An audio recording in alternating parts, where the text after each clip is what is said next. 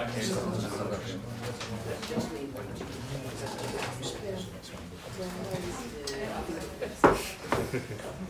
hello, everyone. Hello.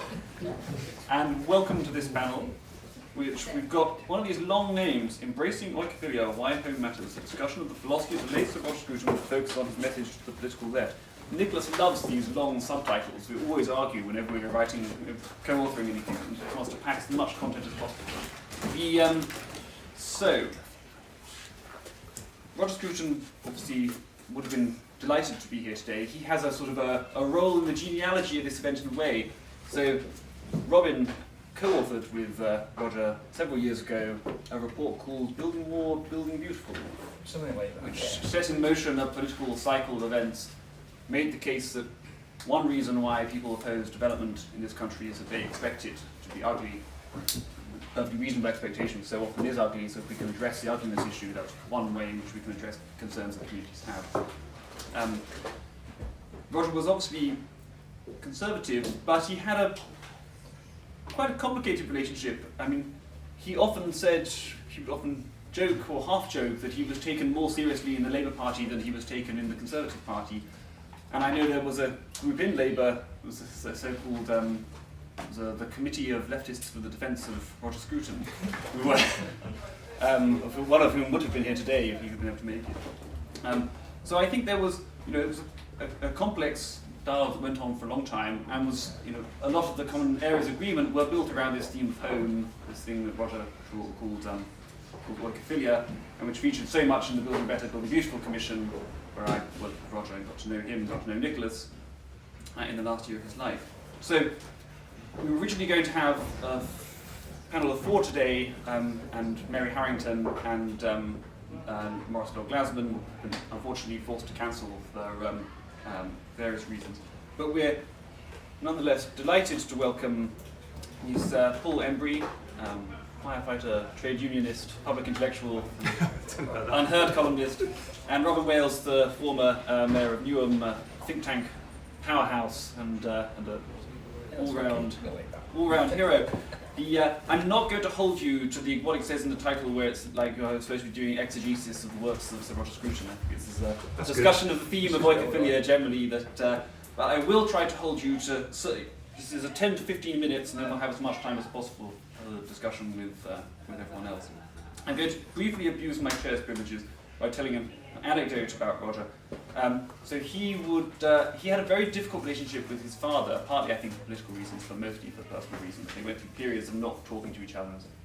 But they started to build more of a friendship later on in their lives, often around this theme of home and place.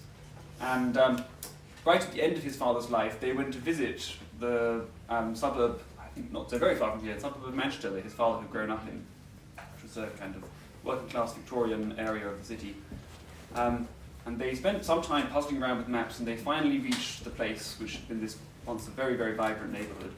And they discovered it had been demolished, and there was just a car park there.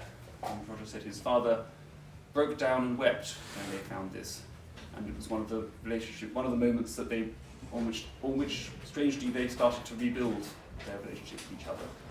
So a theme very deep to Roger's heart, and you've been very glad to see this panel talking about this subject today.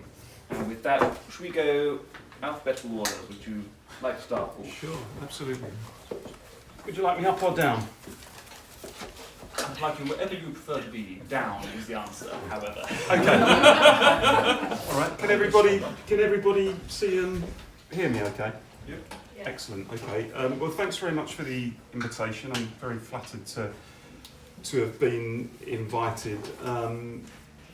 Roger Scruton, I think, as well as anybody, understood the importance of community, the importance of relationships. He understood that we are social and parochial beings with an attachment to place, an attachment to culture. He railed, of course, against globalisers. He understood the value of the nation state. He was a very good friend of Maurice Glasman, who's already been referenced. Maurice wrote about how he saw Roger just before he died, and Roger said to him that his politics, if he had any, were pretty much blue Labour, which for various reasons Morris kept quiet about, but I think he was quite happy to hear it. And I think there were people on the left in the committee that Samuel referenced who understood Roger and his thinking. I think there was much of the left that frankly caricatured him and regarded him and his ideas. He was some sort of unspeakable reactionary, but my firm belief as someone who's been rooted in the Labour movement for over 25 years now is that we have to take heed of what the likes of Roger Scruton taught us and helped us to understand the nature of society and where we are today. And I think that the key question that flows from that really is, how do we maintain a sense of social solidarity in the age of liberal globalisation? I think that's a key question, because I think the paradox is that we live in a world that we're told is more interdependent and more interconnected than ever before, and it is of course, but at the same time, as I see it, we've never been so atomised, we've never been so fragmented as human beings and as communities. And few parties, especially on the left, I think, have even identified that as a question, let alone come up with any answers to it. So, you know, you have the spectacle now, you can have an elderly lady living in a post-industrial area of Britain who can FaceTime her granddaughter in Australia, but at the same time nowadays will often not necessarily know her next door neighbours. And we can have cheap imported goods by the shipload from China, but at the same time thousands of our own factories, very often in the past incubators of that social solidarity, of lasting bonds and friendships, etc., have disappeared. And I think really the embrace by the left over probably the last 30 or so years of this hyper-liberal agenda in everything, economically, socially, I think unquestionably has alienated many of the left's, many of the Labour Party's traditional voters. And you know, the left was told, voters were told with the emergence of the new global market by the left that this new cosmopolitan liberalism was going to enrich them in all sorts of ways, culturally, spiritually, economically. But in fact what it did to many working class communities is disorientated them and bewildered them. And I think a key speech of Tony Blair was a speech he made to the 2005 Labour Party conference, which I think encapsulated exactly where New Labour went wrong in failing to understand what the emergence of the new global market was doing to working class communities. And what Blair told that conference is, and I paraphrase slightly, he said, "I hear people say that we should stop and debate globalisation.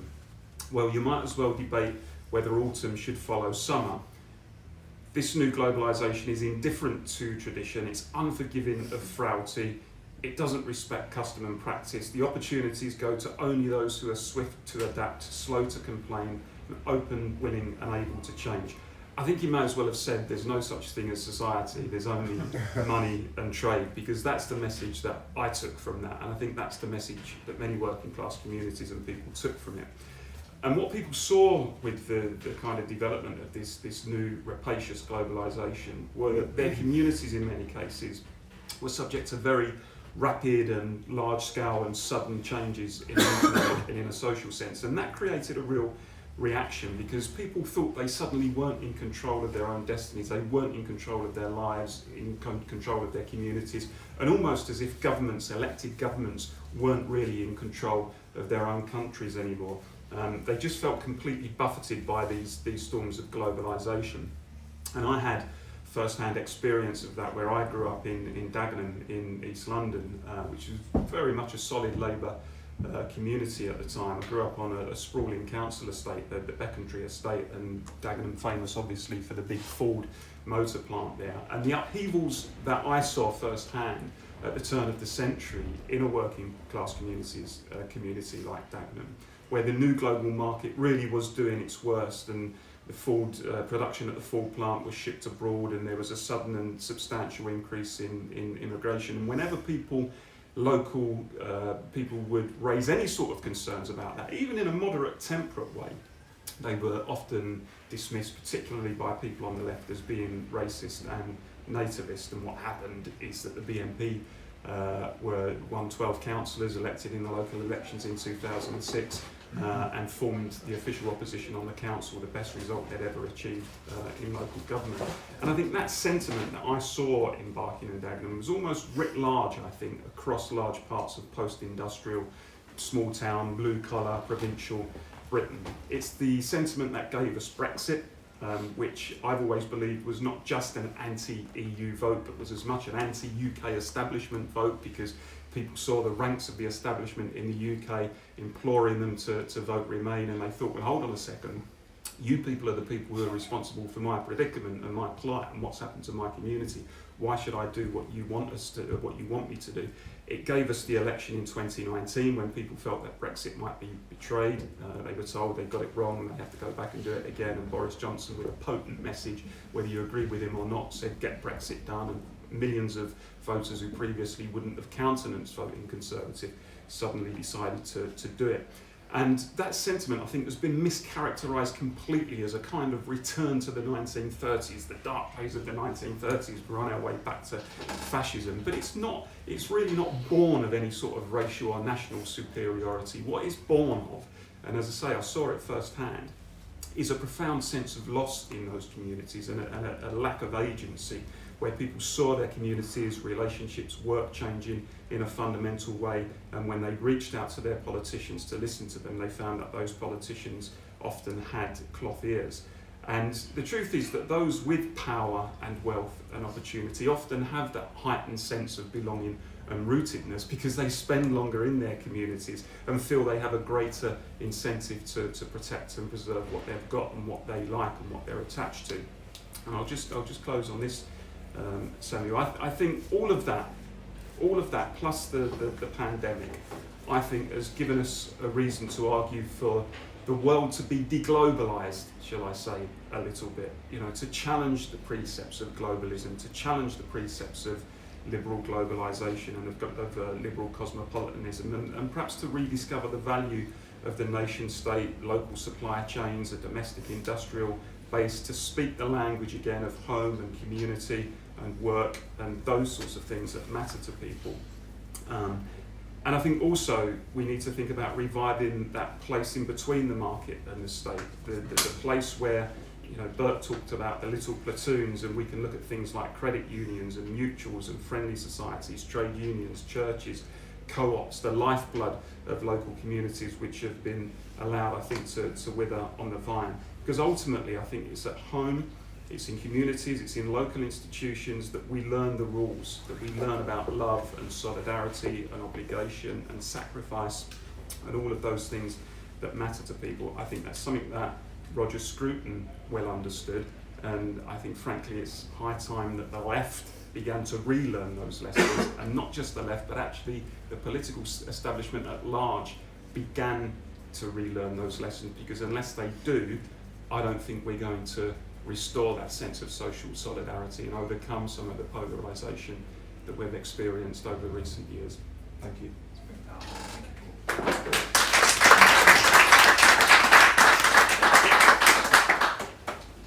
Robin. One of the great things of speaking second is you can have wee pop at whoever's spoken first and things you don't agree with.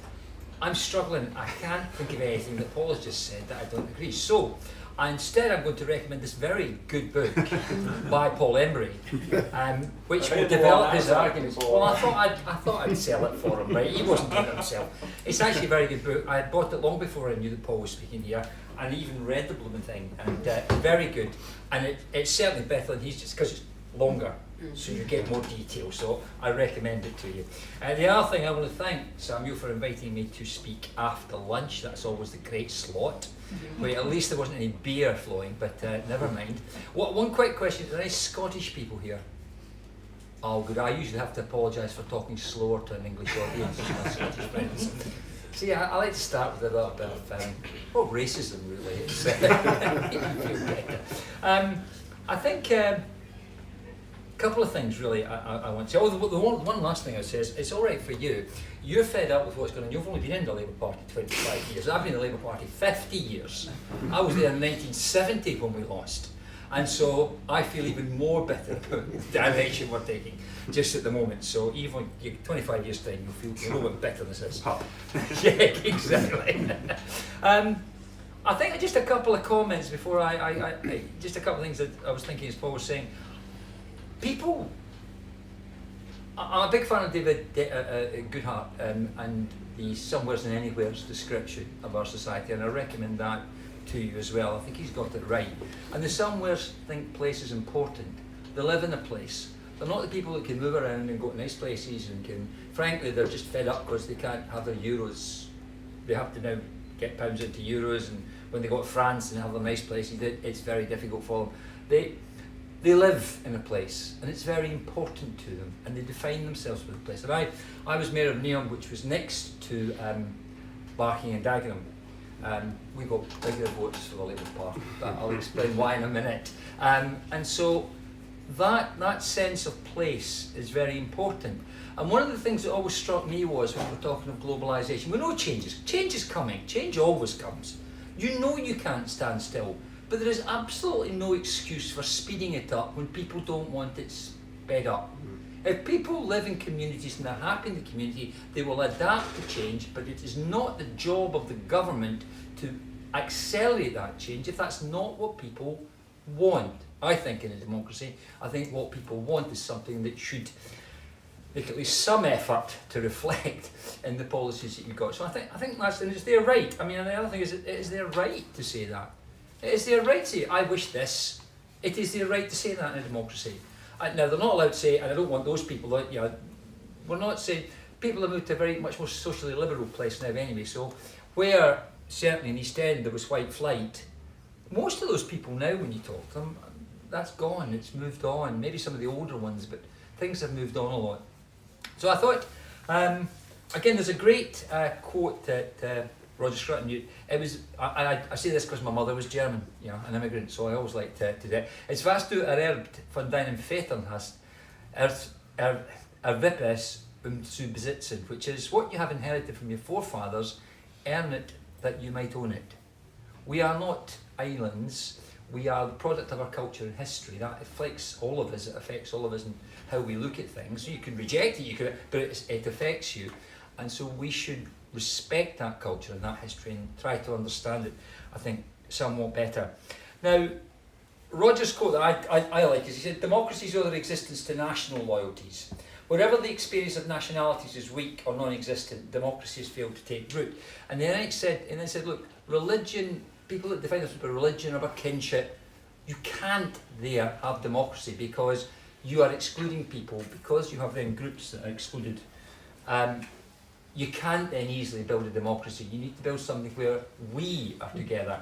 And if you weaken that, you are then looking to challenge what I think many of us would think is important, which is democracy and the things that make us somewhat different and give us, and if you look at Ukraine, you realise just how important that is when you don't have it. And I think certainly a number of people in this country have forgotten just how important the right to freedom of speech, the right to democracy, that those rights are when we're thinking about people that don't have it. But that's under attack. It's under attack. Paul calls them the modern left. I'll use the term woke. And I'll tell you what I mean by that. I mean those who carry a list of contemporary assertions who simply state their lived experience as sufficient proof of their rightness and do not strain under the intellectual burden of having to justify their prejudices with evidence. Now, I think that's pretty good description.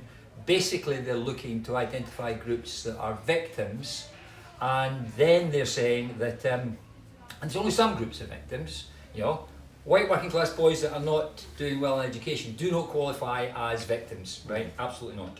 So there is a victimhood, and it leads to the atomisation of our society, and it leads to a place where we begin to lose that common understanding and common culture of we.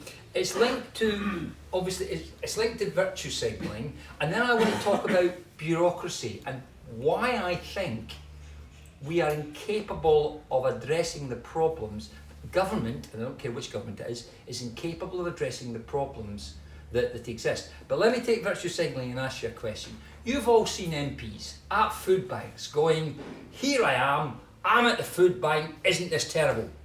When what they should say is, what the hell is going on when people are coming to food banks? How do we stop them coming to food banks? And by that I don't mean starve them or anything. I mean, how do we get them to a place where they can live without having to come to bloody food banks and demean themselves by going there? Now, many working class people that I grew up with, and I grew up in a council estate, which the BBC in Scotland reckoned was the worst council estate in Scotland. It wasn't when I was growing up, but then I left. Only when you moved. Yeah. Well, I left, mate. It was a place where it was a bit like when you had Fords. It was a place where people worked and people had pride in what they did. So, where is the challenge that says we know some people who are on benefit don't go to food banks? So, what's the problem? And for me, and I'm going to talk particularly about Neom, because if I've anything that I can say, it's what we achieved in Neom, and say that's what we think can be done elsewhere. And I apologise for that, and I will bore you because maybe you don't come from Neom, but it's the evidence that we've got there that lets me, I think, say this is what we should be thinking of doing. And what we did, I was leader and then I was mayor for 16 years, and we improved our services, did all that stuff. And then we realised we weren't making a difference. And so we spent some time, we'd say, what we are going to do, we are going to use the concept of resilience, and we're going to take that concept, and that's what we're going to stand for. Resilience is going to be the thing that we try and do. And that's basically, it's a skill set required for making things different, for making your life different. It's so that you have the capacity to deal with the things that come at you. So if you're thinking resilience, you're thinking work, you're thinking education, you're thinking building skills, and I'm absolutely clear, we cannot do it for people. The state cannot do things for people, they just de-skill them. What you can do, if you're a socialist, you can say, but I can help you if you want to do something, if you want to change your life. And in Neom, we said anybody that wants to work, we'll set up a jobs brokerage, and we set up the biggest jobs brokerage in the country, massively bigger than anything anybody else had, and got 40,000 people into work. And the net result of that was we moved from the 3rd poorest area to the 25th poorest area. It may not seem much, it's a big jump, on the back of employment. And then we did stuff on education, and I'm going to bore you with a list of what we did, because I think that it's, as I say, it's the evidence for that. But the problem we've got, so that's fine, you want to do resilience, but the problem we've got is that linked to the virtue signalling is the issue of bureaucracy. Now, we thought, I want to do things in-house, see, state could do things. Thought, oh, maybe we're not so good at it, let's try outsourcing. Well, that didn't bloody work, because they're just as inefficient, because big bureaucracies in the private sector, trust me, are just as inefficient as big bureaucracies in the public sector. And I used to work for BT, so I know whereof I speak. My personal experience, you see, my lived experience allows me to say, big bureaucracies are pretty inefficient. I'd like to say we can back that up a little bit. So what we said was, we want to develop resilience, both personal and community. And the way we tackle bureaucracy is there are 3 things you have to do. You have to apply the scientific method. I do not understand in public policy why the scientific method, which works, it's the one thing we know works in this world, that we don't apply it to the public sector and say, there's my evidence, peer review the damn thing, and if it doesn't work, let's work out why not and keep doing that process of trying to learn. The government would do well, for example, when it does legislation, to say, why don't we look at how it works 3 years later and see if it's doing what we think it ought to do. And a good example of that is fixed odd betting terminals, which destroyed many of our high streets with lots of bookies.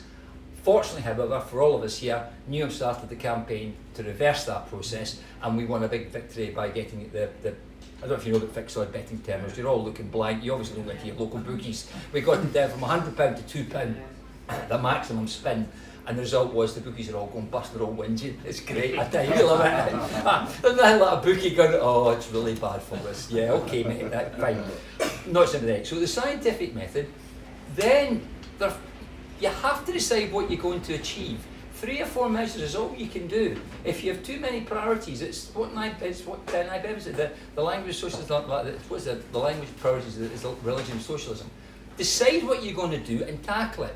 There are issues with that. When Blair said 4 hours waiting for A&E, made a big difference. Then they started to game it. They started to say, oh, well, I won't sign you in, I'll have you sit in an ambulance. They should have fired everybody that did that. That's what we should have been saying to people that are earning hundreds of thousands of pounds. We're going to hold you to account, but we're going to be clear about what we want to achieve. And I'm happy to develop a bit more. And then the last thing is incentives. Incentives work. Align incentives with what people want to do and you will get things to happen. And I will give you an example. We started a programme, we recognised bureaucracies don't work, so we said, right, all our services are going to become small businesses, actually going to become co-ops.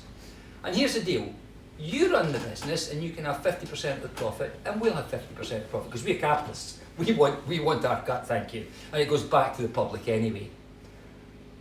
We had people, one of our sweeting things, they sacked more people in 6 months than we'd done in 10 years. And why did they do that? Because they knew they weren't efficient. We'd been asking them not to clean around schools for years. It was too difficult. When they were on holiday, too difficult. 1 month in, they were cleaning around, they weren't cleaning around schools because they could get the money and they were getting the money. Our rat catcher's a brilliant guy, paid off a £250,000 loan in a year. Brilliant at what he's done. And the incentive, we saved 22 million revenue by doing about a third of the council. And then we were able to get rid of a bunch of middle managers, so the total saving was about 30 million on a third of the council.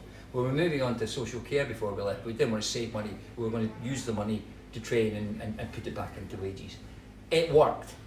So I've tried to explain why I think these things work. It's interesting, Tony Blair in his book recognised that policy formulation of the past that we had in maybe the middle of the 20th century doesn't work anymore. It's got to be, he said, in his words, it was like, you've got to look at project management and how you achieve things. We never talk about how to achieve things. The NHS has got a problem, bung them £20 billion. What about saying, what is it we're going to achieve with that £20 billion? You can have it, but I want to know what I get for it. When did you hear that at the last election? The answer is you didn't. You just didn't. Everybody kept doubling up on whatever everybody else said. Whoever said it last just doubled again. And they continue to do it. They continue to throw money at things that are bureaucratic nightmares and do not deliver what people want. And the net result is local people are not getting the services they should get. And local people lose confidence because the policies that favour anywheres are much more likely to be carried through and governments are much more comfortable with them. They don't do the policies that improve the local environment and the local place where people live. They'll cut libraries and they'll cut things that matter to people rather than looking at how they become more efficient and do things differently. Although there's an interesting aside here. How come with all the cuts in local government, how come in the end local government after austerity was more popular than when it started? Just think about that for a minute. Spending a lot less, they were more popular. That's not an argument for austerity. It's an argument for thinking about how we actually achieve things in a more sensible way. Right. I've tried to sort of run through what I think is important, and I'm sure we want to try and discuss it. But you might say, what did you achieve in Newham? So see, trying to find a bit of paper, he had the bloody thing on the list, because it's quite a big list. But apparently here we are. What did we do in the time in Newham? We froze council tax for 10 years. We didn't make any cuts in services unless we wanted. No cuts in services. Absolutely not. We got 40,000 jobs filled. We were the first and only council, as far as I know, that gave loans directly to people that credit unions wouldn't give to. We said something up, said if the credit union won't give you it, we might. So we gave loans directly. We're the only place in the country where in early years there's no attainment gap difference between people who are more privileged and people who are underprivileged. There's no attainment gap when you go into school. Only place in the country that did that. We did a reading guarantee where we said if you're behind in year one, we will pay for one-to-one tuition from the council funds, not from education funds. And the result was 42% of kids were caught up, 83% caught up, and they didn't fall back again. So it's something that's actually now been run out across the country. We were second in phonics, second in Key Stage 2. We got the biggest progress between Key Stage 1 and 2. We were the first to do free school meals for all children at primary school. Every kid, have you noticed that Wales is giving every kid a musical instrument?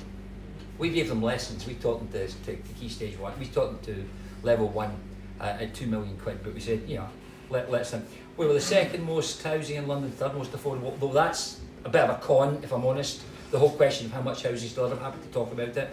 We set up something called local space, bought property in the private sector, and over 2,000 homeless families are now in properties that are affordable because it's LHA rate.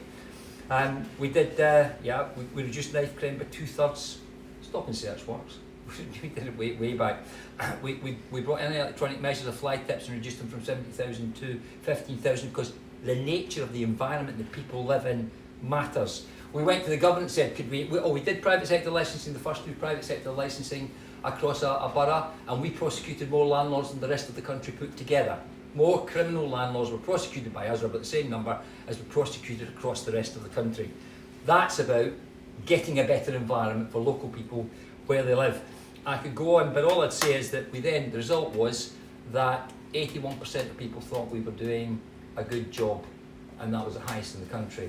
And we got the biggest increase in turnout anywhere in London, went from second bottom to 8, because people liked what we were doing. Now I run through that mainly to say, I'm not just shooting the breeze. I'm not just saying, I know it's a bit boring, and I know it's easy to put, look how great we were. But these were achievements we did, and we did it through applying the things I talked about. And it would be good to have a conversation around that. Unless we crack the way we deliver services, don't do things for people, but deliver those services that are of quality, people will continue to lose confidence and faith in the political process. And that is a disaster for our country.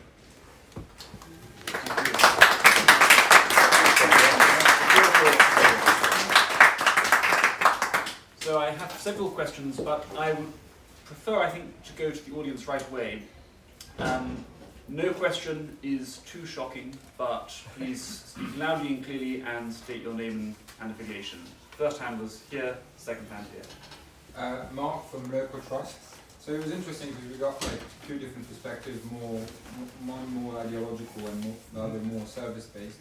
And I was wondering what you thought about recent governmental efforts or political efforts, either from Labour or Conservative, to focus back services, service delivery from civil service or governmental services directly to communities, with this whole process of levelling up, a devolution or double devolution, this whole new, I don't know if you've heard of it, this whole new community power paradigm, which is a bit like indirectly reference back to the big society model that Cameron was exposing, and surely was influenced by, again, Red Claw with Blue Labour, some dynamics in the early 2010.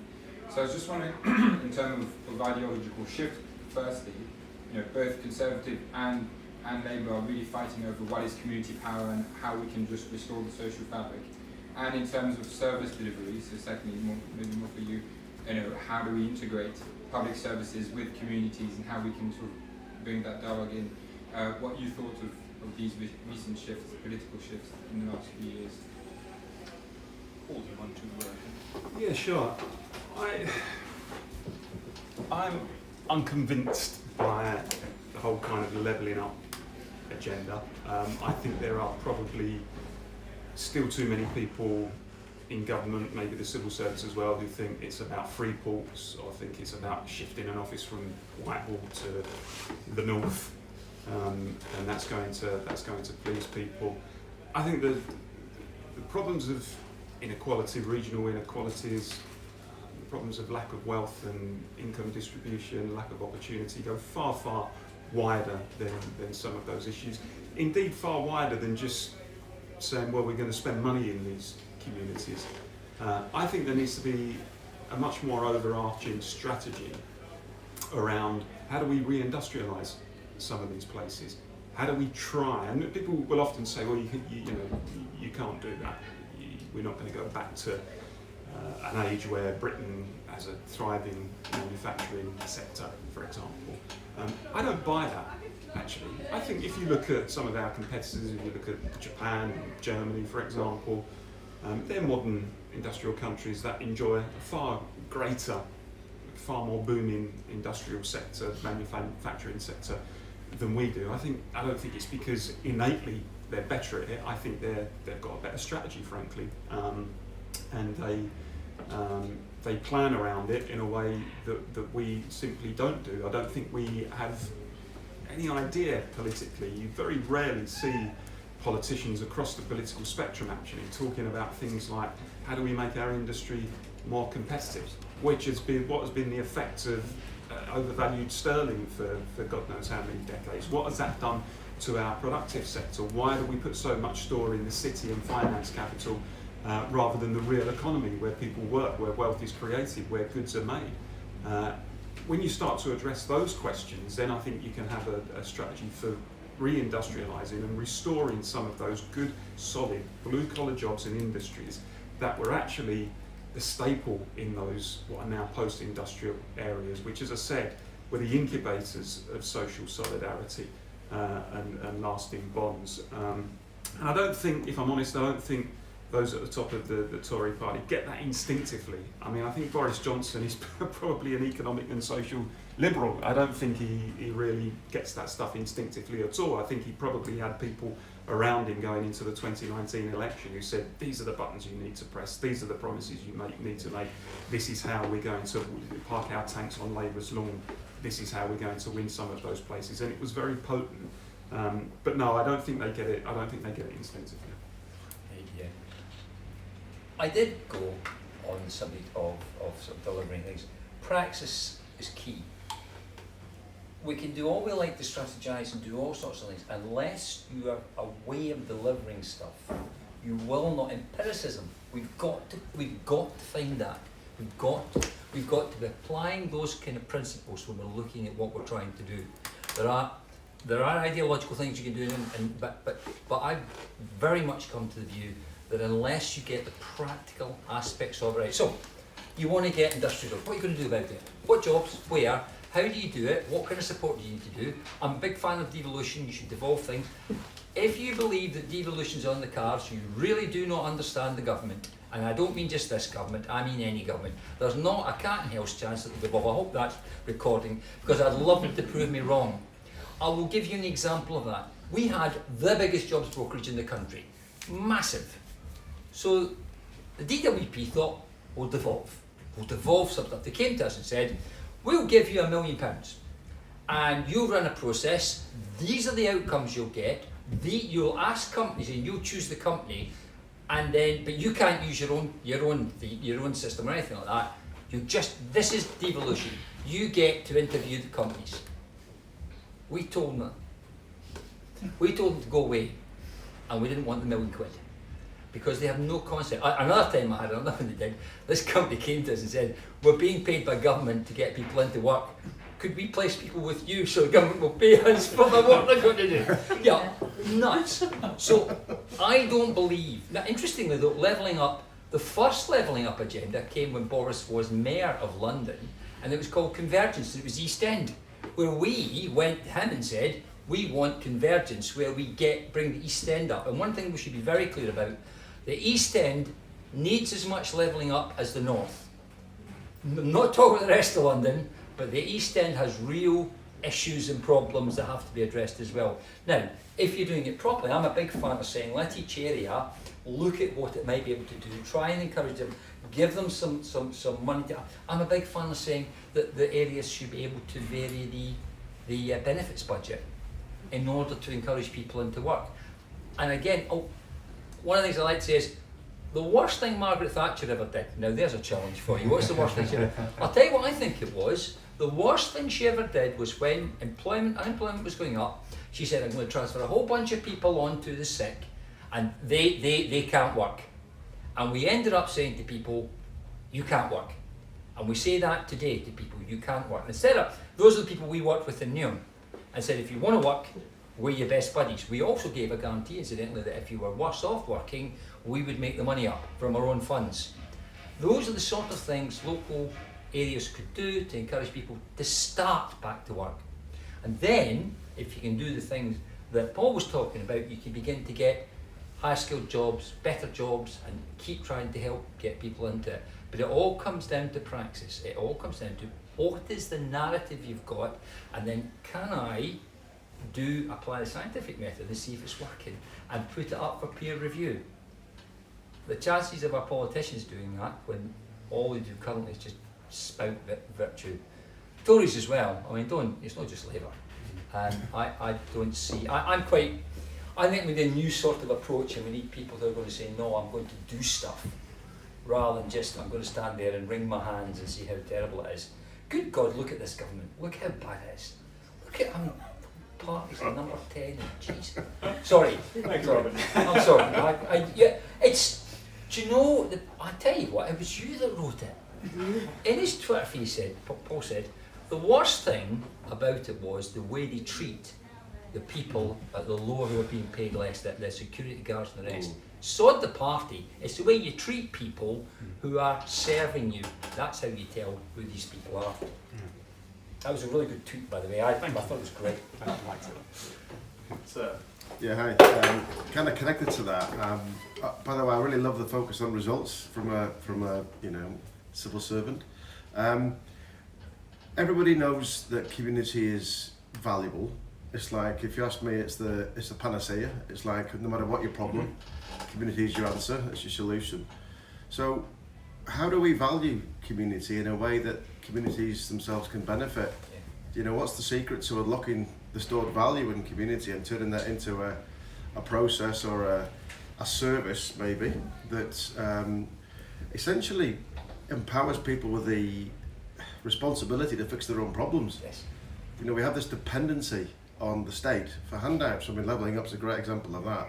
All this competition. Why can't we just find a way of unlocking the stored value of community and using the markets to not just take back the power, but to trade our currency?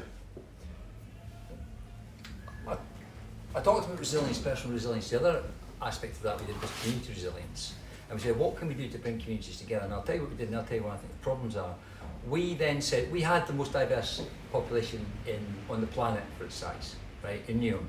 About 250,000 people all over the world. And so we used to fly the flags of the different communities, yeah?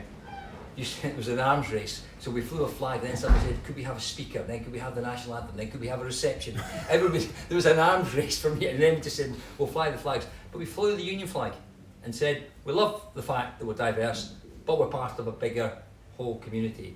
When the government cut English language funding, we said, no, we'll just replace it, because we need people to be part of our community, to be able to communicate. We put big events on to bring people together. Well over 100,000 people coming to big events, where we tried to say we are together as a community. And then we had we invested heavily in our local service areas. We invested heavily in our libraries. Why not? But that's what gets cut first. That and your leisure centres get cut first. And that's where people come. And we said, we had 500 events going on, over 500 events every week. And on street parties, we gave everybody 250 quid if they wanted to run a street party. And that's what you can do. You have to do it, but we'll protect you from making a loss. You can you're not having to take a risk. If it doesn't work, it doesn't work. Oh well, never mind. But if it does work, you bring it. I'll tell you, I went to these bloody parties and I made such a mistake. I was going round, we didn't have a mayor card, we get rid of all that.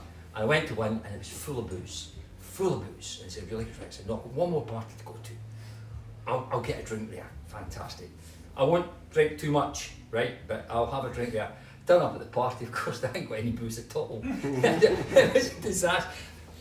Both places, quite different communities, all getting involved in doing stuff.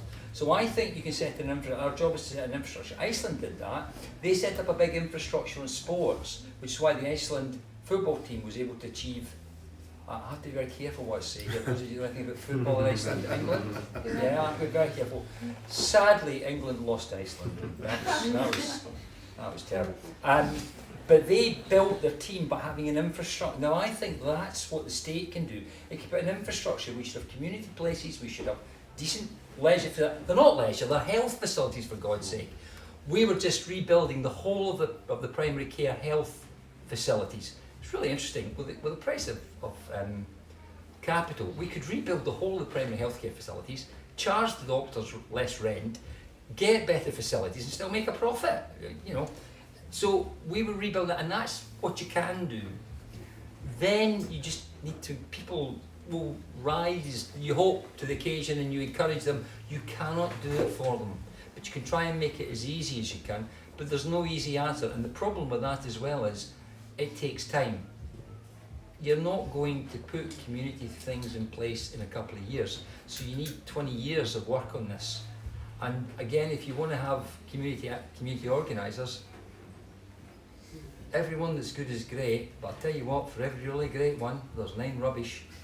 and don't do so. I think it's a very big challenge, and for me, it's you create the infrastructure, and then you try and encourage them to do it and say, I'll do everything I can to make it easy for you, but people have to do it themselves, I believe. Interestingly, though, if you look at the communities we had, Muslim community and Hindu community, you could go and have free meals in the temple and in the mosque. You know, great. They were very active in their own community. Just didn't spill out so much to everybody. Paul, would you have anything to add? Or Yeah, just briefly on that. The reality is a lot of our communities are ghost towns today, Yeah. Especially during the day. And I always say there's all sorts of myriad reasons for that. I think one of the reasons is that now we're in an economic situation, and have been for many years now, where pretty much every adult in a household is required by a financial imperative to go out to work during the day. And because the work-life balance isn't what it was years ago, as a result of that, communities are not populated during the day with people, local shopping precincts and whatever. I think that's a key part of it. I think you need to have debates about work-life balance. You need to have, almost big ideological debates about reordering the economy, so that people are not, in a situation where both parents are forced by a financial imperative to go out to work. Talk about a family wage, for example, a concept that's got its roots in Catholic social teaching, a family wage to supersede the living wage. I raise that in the trade union movement sometimes and get all manner of criticism and attacks thrown at me from people who say, family wage, you just want women to stay at home during the day, tied to the kitchen sink. This is about returning to those days, which of course it isn't about that at all. It's just about trying to create a work-life balance for families and breathing new life into those institutions that we talked about, that Robin talked about, local institutions, faith groups, churches, friendly societies, trade unions, mutuals, and so on. That's where I think people understand the concepts of reciprocity. That's where it works best. That mutual works for people's mutual advantage, but there's also mutual obligation and sacrifice. But ideologically, I think unless we're prepared as a nation to challenge the precepts of neoliberal globalisation, then I think these problems will probably always be with us to a greater or lesser extent. Can I, so I'm apolitical civil servant working in local authority here. So, but everything you're setting the context for this is based on a kind of a left-right dichotomy, which from a local point of view I find, who cares? I mean, I've worked in local government for 20 odd years. I've worked with the public sector and community sector a lot here. That's my role, is to try and bridge those gaps and those gulfs. And a lot of the conversations that have been going on today just leave me cold, because of it's being set within this kind of Westminster left-right discussion, which I just think is irrelevant to most people's lives. And I know you're trying to base it in that, and you're trying to root it back in that, but I still think that most people's lives aren't lived within that kind of dichotomy of politics at all, Westminster, of the left-right dichotomy. I think people do live in places, and they live in communities where those politics of kind of Labour, blue Labour, red Tory, I just really feel really remote. And what I would like to see is that we move beyond that entirely, so that we're having conversations about people in places which are about their real lives and good work. And you talk about the family. It's the family could be any family. It could be the family you choose. It could be your community of interest. It could be, and that's what we see here. We don't see people falling back into some of these quite old narratives. They feel very old narratives to me. And and then the last bit that really made me think is there not a place where we can be both global and local? Can I be a citizen of the world and a citizen of Halifax, and this is the place that I grew up in, and I came back to because I love it and I want to make it a good and a great place. I'm passionate about it, and I'm passionate about the people I work with here, but I'm also massively passionate about wanting to live in a world where I can travel the world and I can go and meet people from every part of the world and welcome them back here, and be on the internet and have a conversation with somebody from California if I want to. So I think I don't. Is that not something that is doable? I mean, I think ideology is very important in the sense that it gives you an anchor in life. It gives you a sense of direction if you're involved in politics and you've got ideas and you want to see those ideas implemented. But I tend to agree that I think this, people often see this left-right linear spectrum, don't they? Which I think has almost become worthless in today's society in many respects. And I know we who are politically active often use terms such as left wing and right wing. And I'm not saying there's no merit in those terms anymore, but I think the whole thing has become more clouded than it ever was. And I think the truth is, actually, if you look, and I think the evidence of recent years in this country bears this out, particularly around Brexit, particularly around the general election in 2019, I think there is a huge body of opinion in this country of people who would probably, if they were to put themselves on a left-right spectrum, not that they would necessarily use that language, I agree with you, but if they did, would probably see themselves as being to the left economically. So, for example, they don't like regional inequalities, they agree with the idea of a decent minimum wage, and they want to see strong public services. They don't like a big gap between rich and poor. They don't like boardroom excesses. But actually, when it comes to cultural issues, wouldn't see themselves particularly as left-wing at all. And arguably would probably be to the right on issues like family, community, nation, patriotism, and things like that. They take a robust line on law and order. They're in favour of immigration, but they want to see it properly controlled. And the truth is, I think those people for years just weren't catered for. I think the politicians right across the political spectrum actually just neglected those people, and they felt that they didn't have a home politically. And I think that the alienation of those people was a very large part of why we got Brexit in 2016, because people felt that they'd just been ignored, that politicians had a tin ear, and they didn't fit into those particular categories that politicians would like to see them in. If you're left-wing economically, you must be left-wing on cultural issues as well. But actually, real life is not like that, and people are not like that. So I do have a lot of sympathy with what you're saying. Robert, if I can, I'd like to take one more question in our remaining 5 minutes. I also want to abuse my chair's privileges to say, I was listening to Paul's talk earlier, I'm thinking, I want to ask Paul later, what are green shoots? Where are councils where he thinks brilliant work is going on to engage communities and work with? It's been here before my eyes for the last 24 hours. It's the work being done here in Coverdale. We're trying. I think it's always a journey, isn't it? It's never a done thing.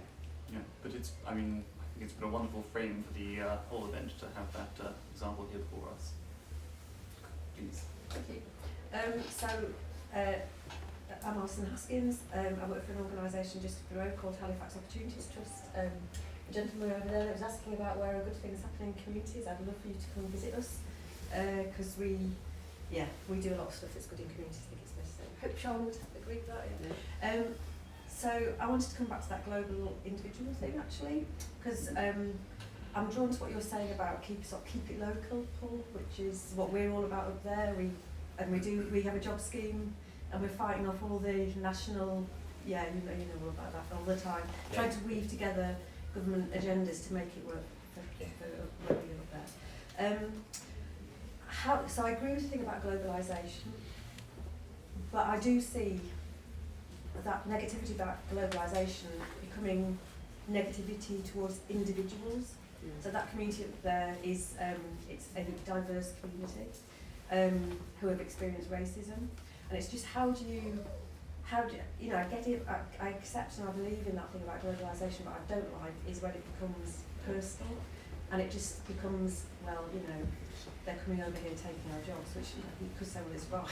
It's not, it's not a deliberate tactic by that person to do that, is what I mean. So it becomes very reductionist. we live local. We all live locally. We all live in our areas. Of course, we should look at global. I mean, just what's going on in Ukraine. There isn't one of us, I think, in this room is saying we want to support the Ukrainians and we want to have a broader view. And I don't care where people are from. Any suggestion that people should be in any way discriminated against is totally unacceptable. I think generally, see, I think there are three things people are socially liberal, which I think many, many people are now, and I certainly am, and I wouldn't have lived in Newham if I wasn't, right?